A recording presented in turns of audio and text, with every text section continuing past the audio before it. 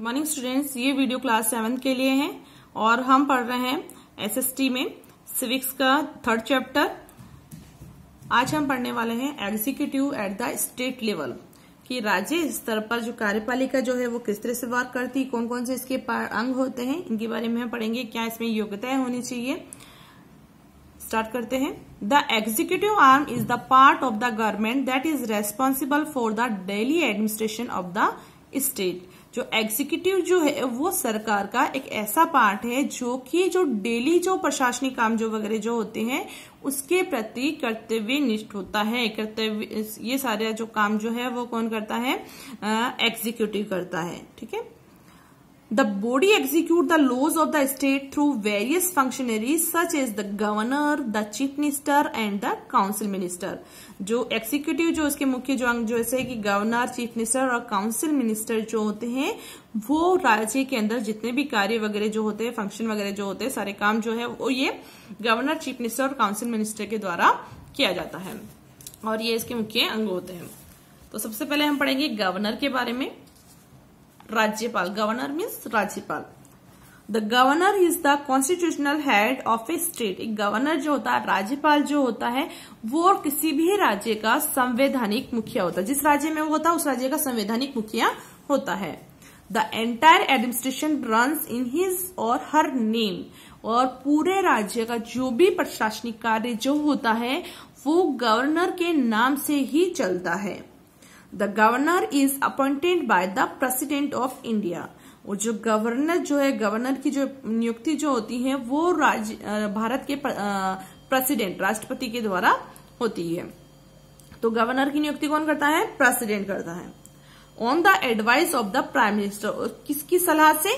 प्रधानमंत्री की सलाह से। तो गवर्नर की नियुक्ति प्रधानमंत्री की सलाह से राष्ट्रपति करते हैं।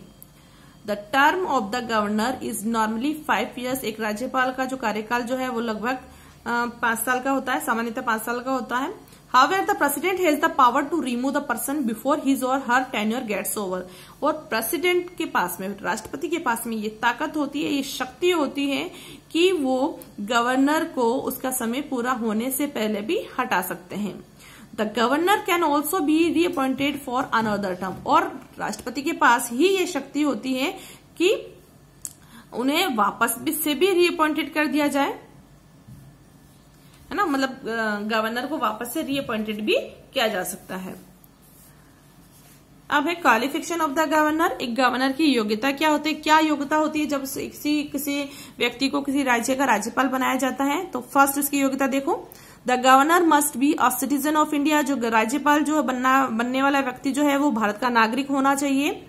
ही or she should not be less than 35 years of age. उसकी जो आयु जो है, ही और शी जो भी हो, उसकी जो आयु जो है वो 35 years होनी चाहिए। He or she must not hold any office of profit. वो किसी भी भारत सरकार के किसी भी लाभ के पद पर नहीं होना चाहिए।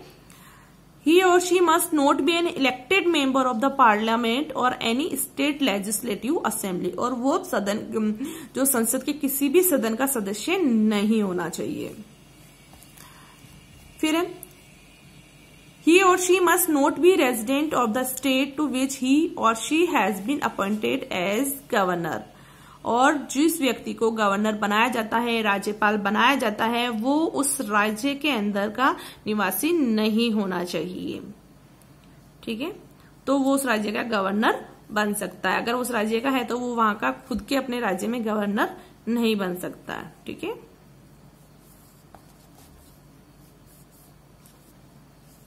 फिर power and function of the governor.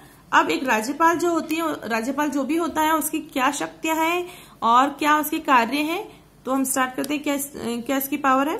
The governor invite the leader of the party which has won majority of seats in the state election to form the government. जो गवर्नर जो होता है वो मेजोरिटी पार्टी, जो बहुमत जो party जो होती है, जिसे बहुमत मिला हुआ होता है, उस पार्टी का जो लीडर जो होता है उसे सरकार बनाने के लिए आमंत्रित करता है।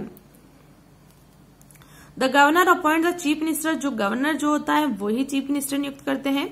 Council of minister and all the other high making official of the state. और जितने भी मिनिस्टर वगैरह जो होते हैं उनको भी ये चुनाव करते हैं। He she also has the power to dissolve the Vidhansabha, और जो एक गवर्नर जो राज्यपाल जो होते हैं उनको ये शक्ति होती है कि वो विधानसभा को भंग कर सके। Bills can become laws only if they are signed by the governor, और कोई भी जो बिल जो है वो तभी कानून बन सकता है जब तक कि उस पर गवर्नर साइन ना करे। अगर साइन कर देता है तो वो कानून बन जाता है, अगर साइन नहीं करता है तो वो बिल कभी भी पास नहीं होता है। तो किसी भी बिल को कानून बनाने के लिए उस पर सिग्नेचर जरूरी होते हैं। सिग्नेचर भी किसके? राज्यपाल के सिग्नेचर जरूरी होते हैं।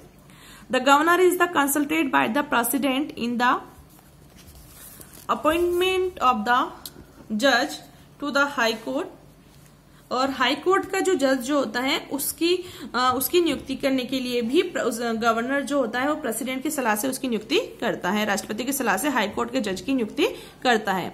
If the governor feels that a particular state governor is not functioning as per the constitution, she can send a report the president.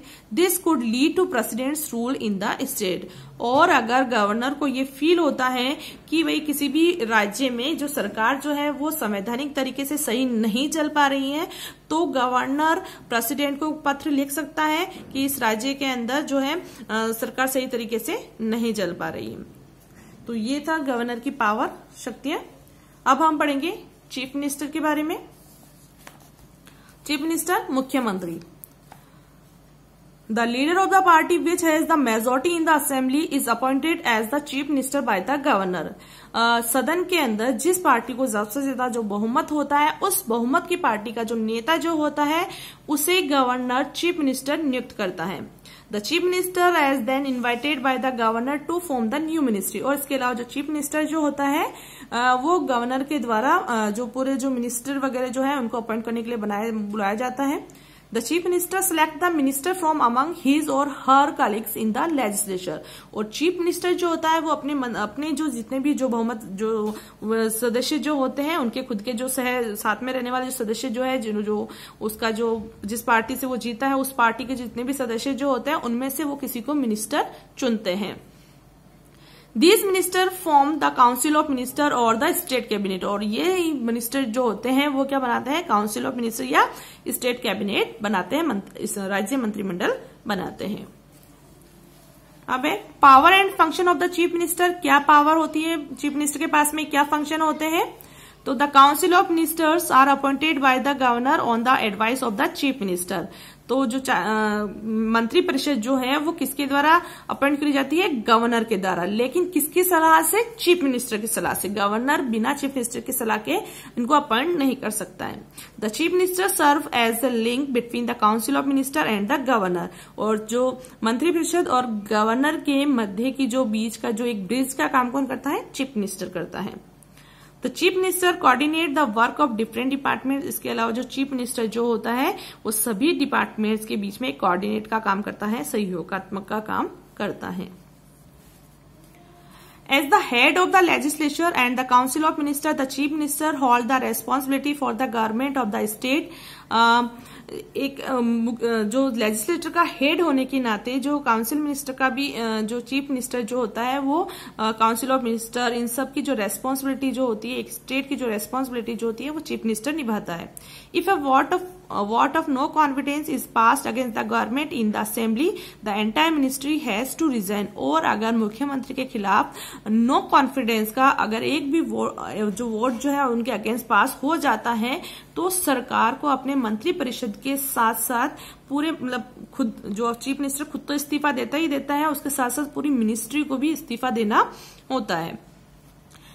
It is the responsibility of the chief minister to maintain good relation with the central government. तो इसलिए जो chief minister जो होता है उसका ये कर्तव्य होता है कि वो सेंट्रल गवर्नमेंट और स्टेट गवर्नमेंट के बीच में एक अच्छा रिलेशन बनाए रखें।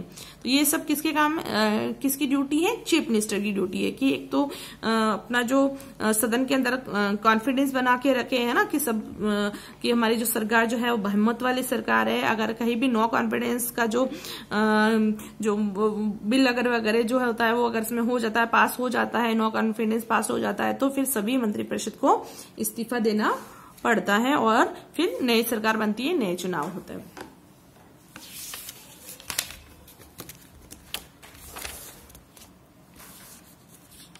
आज हम सिर्फ यहीं तक पढ़ेंगे। क्वेश्चन देख लीजिए होमवर्क में, यहाँ तक हमने कल कर लिए थे। नेक्स्ट लास्ट वीडियो में हमने यहाँ तक करता, आज हम करेंगे। फर्स्ट क्वेश्चन देखो, what is the other name. ये सिर्फ वन वर्ड और 2 वर्ड्स वाले क्वेश्चन है, आपको डायरेक्ट आंसर देने हैं। First question, what is the other name of legislative council. Legislative council का दूसरा नाम क्या है, तो विधान परिषद है।